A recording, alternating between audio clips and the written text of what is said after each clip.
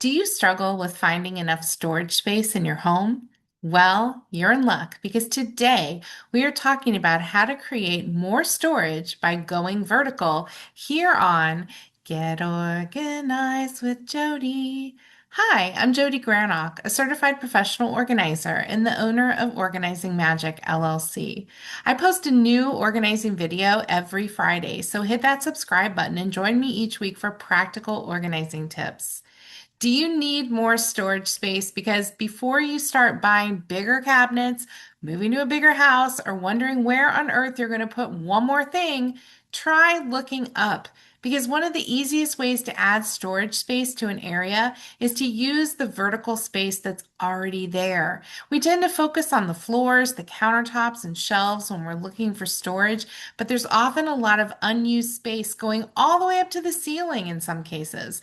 And today I'm going to show you 4 areas in your home that can benefit from going vertical. So let's start with the kitchen.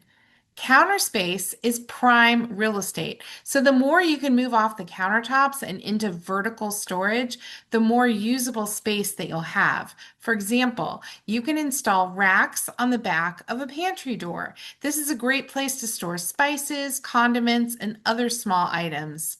You can also mount small appliances underneath cabinets or shelves to get them off the countertop. Another option is to hang a rack from the ceiling for pots and pans. That puts them within easy reach without taking up valuable cabinet space. For knives, consider a magnetic strip mounted on the wall. It's a simple way to store knives while keeping them accessible and freeing up drawer or countertop space. Just be aware that if you have young children, this might not be a good storage option for you.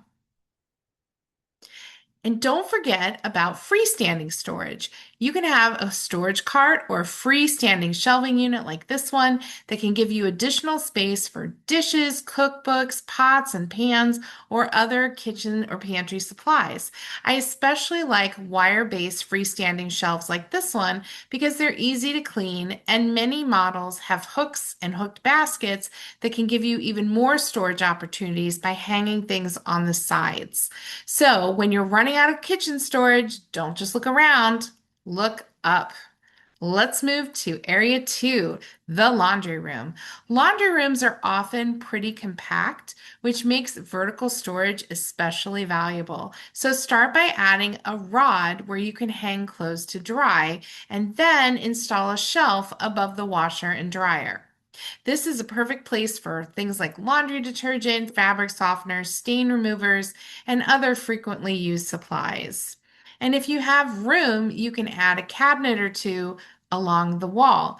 And don't just assume that they have to be used for laundry supplies only, because depending on how much space you have elsewhere, these cabinets could hold things like off-season camping equipment or seasonal items for the holidays, or even overflow extra pantry supplies. Another great vertical solution in a laundry room is to have a wall-mounted ironing board. These ironing boards pull down when you need them, and then you could fold them back up against the wall when you're finished, and some of them can even double as a makeshift folding table for doing laundry. So when your laundry room is short on floor space, make better use of the wall space. Let's go on to area 3, the child's bedroom. So, going vertical in a child's bedroom can serve two purposes. It can add additional storage and it can give you a place to display things. So, for example, you can add shelves above a desk for reference materials, school supplies, and additional books. And this is a space-saving tip here.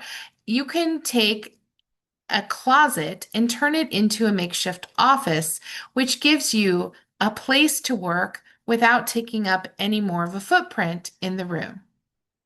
You can also turn one wall of a child's bedroom into an art gallery by mounting a clothesline and using clothespins to display your child's artwork. This gives that artwork a designated home without covering every available surface in your home with papers and pictures. It also provides a boundary limit so that when one piece of art goes up, something else needs to be retired and come down. And whether you keep that piece of paper or whether you take a digital photo of it is a whole nother conversation.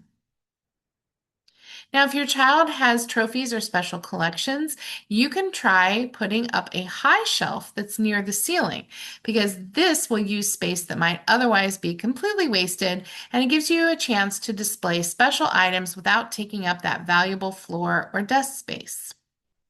Let's move on to our last area for today, and that is the bedroom closet.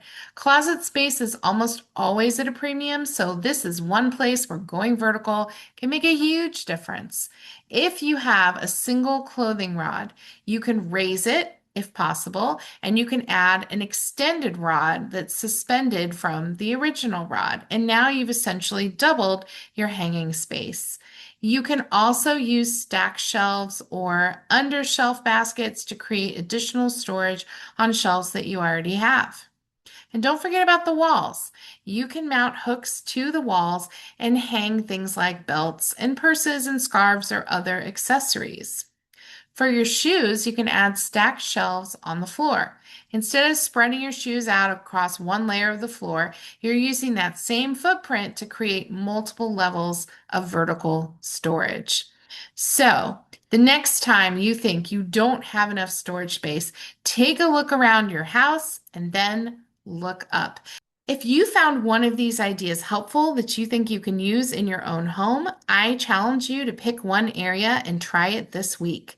And if you enjoyed these vertical storage ideas, make sure you subscribe so you don't miss next Friday's organizing tips. I encourage you to visit organizingmagic.com for more organizing resources, including our free e-newsletter and information about our monthly Zoom webinars, which are also free. And remember that new videos drop every Friday, so be in the know and click like and subscribe before you go so you never miss a single video. I'll see you next time.